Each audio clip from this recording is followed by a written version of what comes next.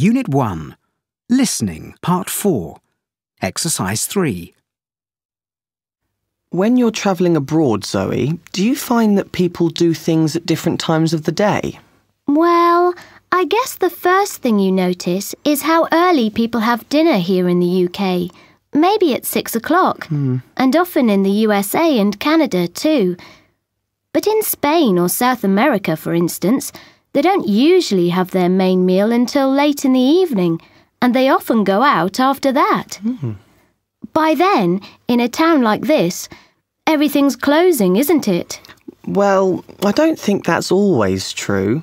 Some places stay open very late these days, particularly in the town centre. But how do you get home here? The buses and trains all stop running around 11:30. There are usually taxis around after that. There always seem to be people getting into them or waiting for them. Well, even if you can get one, they cost far too much, in my opinion, anyway. You're right about that. That's why I never take them. But I suppose you could walk home. All the way from the town centre? You must be joking. And that's another thing. At night, in places like Italy or Greece or the Middle East, there are always lots of people around. Families, I mean. So you don't worry about anything bad happening there.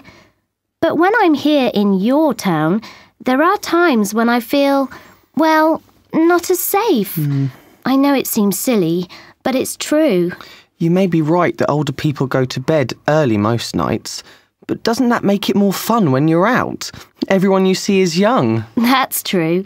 So do people in the south of Europe get up later the next morning?